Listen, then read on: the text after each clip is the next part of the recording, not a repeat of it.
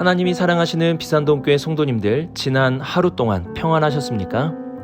하나님의 말씀은 놀라운 능력의 말씀입니다.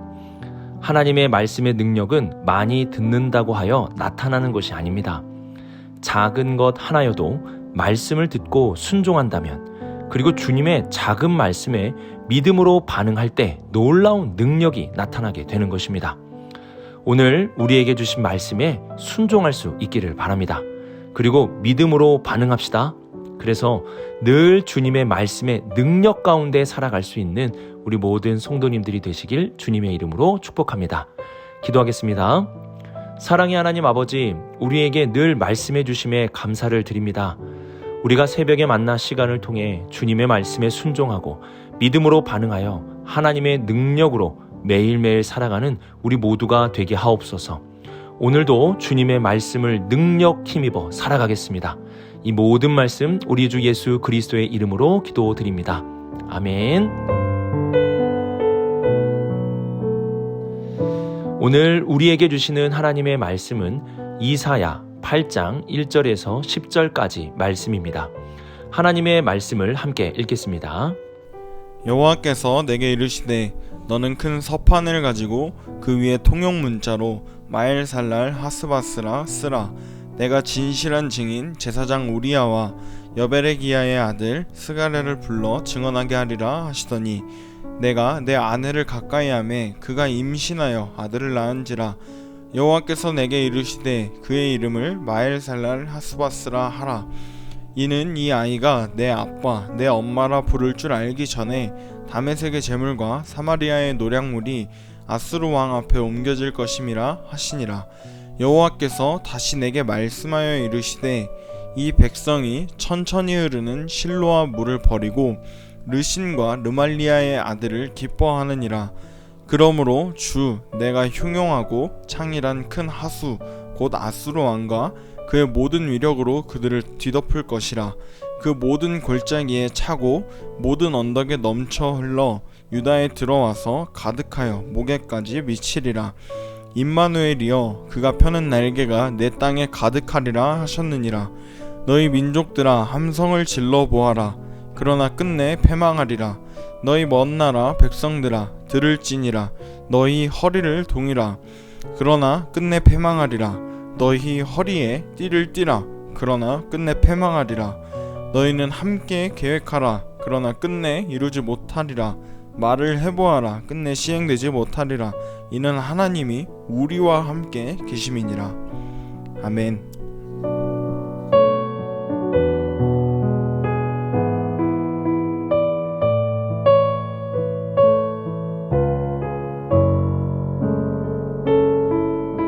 하나님께서 우리에게 말씀을 하실 때는 여러 가지 방법을 통해서 하십니다. 출애굽 시대에는 기사와 이적을 통해서 말씀을 전하셨고, 시내산에서 이스라엘과 언약을 맺으신 이후에는 율법으로 말씀하셨고, 또 모세를 통해서도 말씀을 전해주셨습니다. 이와 함께 하나님은 예언자들의 행동을 통해서도 말씀을 전해주십니다.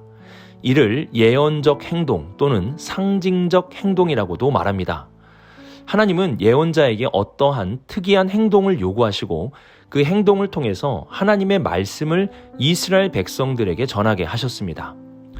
하나님께서 오늘 말씀에서 이사야에게 요구하신 예언적 행동은 이러합니다. 1절을 보시면 너는 큰 서판을 가지고 그 위에 통용 문자로 마헬 살라 하스 바스라고 쓰라. 이사야는 하나님의 말씀대로 사람들이 많이 오가는 거리에 큰 서판을 준비합니다. 사람들은 큰 서판을 보고 이사야에게 몰려들기 시작합니다. 그리고 그 위에 많은 사람들이 알고 있는 통용 문자로 마헬 살라 하스 바스라고 씁니다.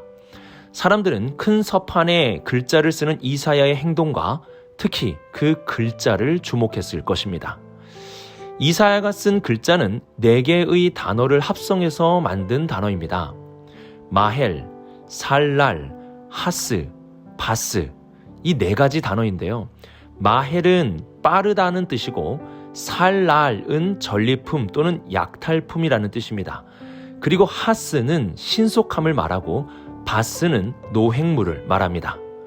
그래서 마헬과 하스는 빠르고 신속하다는 뜻이고 살랄과 마헬은 약탈품이나 전리품을 말합니다. 이는 하나님께서 이전에 이사야를 통해 주신 말씀대로 남유다를 공격하는 북이스라엘과 아람이라는 나라가 빠르게 망하게 될 것을 알려주는 예언적 행동입니다. 그들은 남유다를 공격하기 위해 동맹을 맺었지만 이들의 멸망이 오히려 더 빠르게 나타날 것이고 이들의 모든 재산은 신속하게 빼앗기게 될 것이라는 뜻입니다. 하나님은 이러한 마헬, 살라, 하스, 바스의 메시지를 사람들에게 기억하게 하기 위해 3절에 보시면 이사야의 아이의 이름을 마헬, 살라, 하스, 바스라고 지으라고 말씀하셨습니다.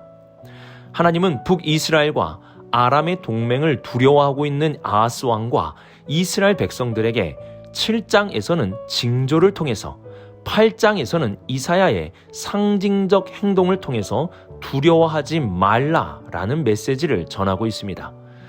그리고 4절을 보시면 더욱 구체적으로 이사야의 아이가 내 아빠, 내 엄마라고 부를 줄 알기 전에 다메섹의 재물과 사마리아의 노량물이 아수르 왕 앞에 옮겨질 것임이라고 말씀해 주십니다. 다메섹과 사마리아는 각각 아람과 북이스라엘의 수도를 말합니다. 하나님의 말씀대로 이들은 얼마 지나지 않아서 아수르의 공격으로 모든 것이 빼앗기게 됩니다.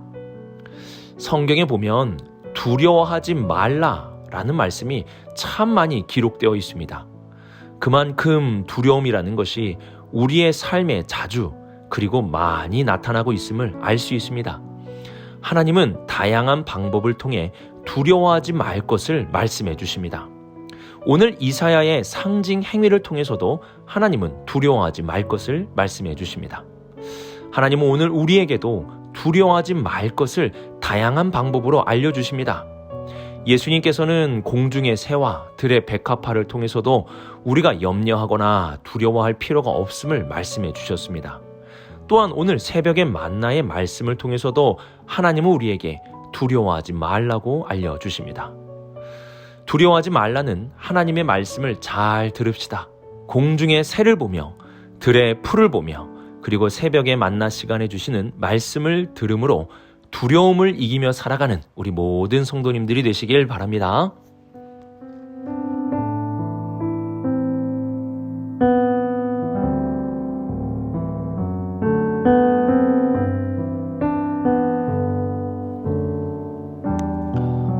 5절을 보시면 여호와께서 다시 내게 말씀하여 이르시되 라고 말씀합니다.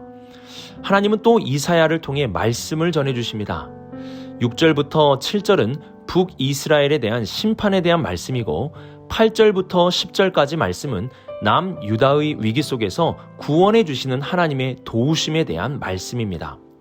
우선 6절을 보시면 이 백성이 천천히 흐르는 실로와 물을 버리고 르신과 르말리아의 아들을 기뻐하느니라고 말씀합니다. 실로아의 물은 예루살렘 밖에 있는 기혼샘에서 시작되어 예루살렘 성 안에 있는 실로암 연못까지 흐르는 작은 시내입니다. 이는 하나님의 보호하심과 하나님의 도우심을 상징합니다. 하나님의 보호하심은 잔잔하게 흐르는 실로아의 물과 같습니다. 거센 파도와 힘찬 바람과 같지는 않지만 하나님의 잔잔하심은 그 어떤 파도와 바람보다도 강합니다. 북이스라엘 사람들은 이러한 하나님의 도우심을 버렸습니다. 그리고 자신들의 왕인 르말리아의 아들 베가와 아람 왕 르신의 아들을 의지하였습니다. 그 결과 주님이 보내시는 흉용하고 창일한 큰 하수와 같은 아수르가 이들을 덮게 될 것이라고 말씀하십니다. 이는 아수르를 통해 이들을 심판하신다라는 뜻입니다. 이와 함께 8절을 보시면 아수르의 힘찬 강물은 유다까지 흘러 들어오게 됨을 말씀합니다. 얼마나 위험한지 목에까지 미치게 되었습니다. 그러나 임마누엘의 날개가 그 위험에서 보호하며 벗어나게 해줄 것입니다.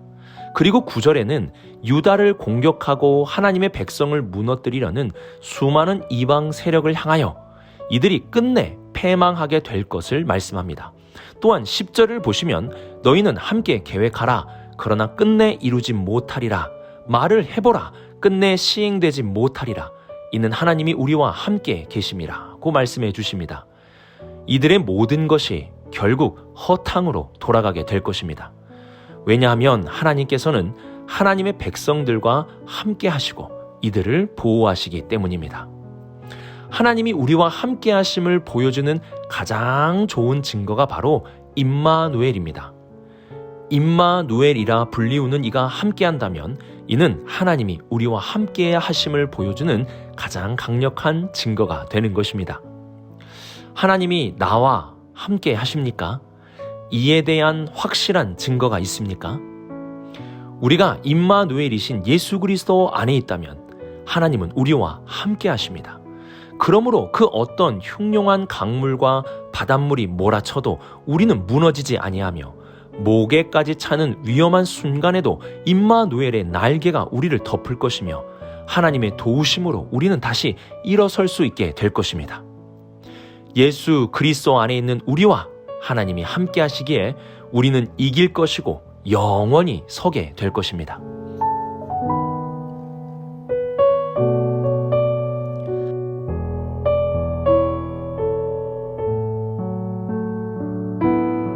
하나님은 어떻게라도 듣게 하려 하십니다. 이를 위해 예언자들의 입을 통해서 전하시고 율법을 통해서도 알게 하시고 심지어는 예언자들의 상징 행위를 통해서도 보여주십니다. 하나님은 이사야의 아이의 이름을 통해서도 하나님께서 주시는 말씀을 듣게 하려 하십니다. 그러나 이들은 아하스와 같이 결국 듣지 않았습니다. 하나님의 말씀을 듣지 않고 돌이키지도 않는 이스라엘 백성들은 결국 죽음의 길로 향해 갔고 그 누구도 건져낼 수 없는 패망의 길을 향해 걸어갔습니다. 이스라엘의 역사는 하나님의 말씀을 들었느냐 듣지 않았느냐로 그 결과가 확연하게 달라짐을 보여줍니다. 바울은 고린도전서 10장 6절에서 이스라엘의 역사가 바로 우리의 본보기가 된다고 말씀하였습니다. 하나님은 지금도 우리가 듣기를 원하십니다. 듣고 순종하며 믿고 회개하여 돌이키기를 원하십니다. 하나님은 이 세상을 말씀으로 창조하셨습니다. 그 말씀에 능력이 있고 변화가 있으며 참된 안식이 있습니다. 그러나 그 말씀을 우리가 듣지 않고 말씀대로 순종하지도 않고 말씀의 지적을 무시하며 살아간다면 우리의 삶에는 어떠한 능력도 변화도 나타날 수 없게 될 것입니다. 새벽의 만나 시간을 통해 우리가 해야 할 훈련이 있습니다. 그것은 바로 듣는 훈련입니다. 하나님의 말씀을 듣는 훈련을 하는 것입니다. 오늘 하나님은 나에게 어떠한 말씀을 주셨습니까? 그 말씀을 듣고 순종합시다. 믿고 회개합시다. 그 말씀에 능력 있고 그 말씀에 놀라운 변화가 있는 것입니다. 오늘의 말씀을 묵상하며 하나님은 오늘도 우리에게 두려워하지 말라는 말씀을 전해주셨습니다. 이 말씀을 믿음으로 두려움과 싸워 이길 수 있기를 바랍니다. 또한 하나님이 우리와 함께 하신다면 하나님의 보호의 날개가 임마누엘의 날개가 우리를 덮을 것입니다. 예수 그리스도 안에서 늘 하나님이 우리와 함께 하심을 기억할 수 있어야 합니다. 마지막으로 우리는 듣는 훈련을 해야 합니다. 오늘도 이 말씀 묵상을 통해 듣는 훈련을 합시다. 주신 말씀에 순종하고 믿음으로 반응하며 잘못된 것은 돌이킬 수 있는 우리 모든 성도님들이 되시길 주님의 이름으로 축복합니다. 기도하겠습니다. 사랑의 하나님 아버지, 우리가 주님의 말씀을, 주님의 영광을 드러내는 통로가 되게 하여 주옵소서. 늘 주님의 말씀을 사랑하며 듣겠습니다. 우리를 사용하여 주옵소서. 주님, 우리 안에 두려움이 떠나가게 하시고 우리와 함께 하시는 하나님을 바라보며 늘 승리하는 복된 삶이 되게 하여 주옵소서.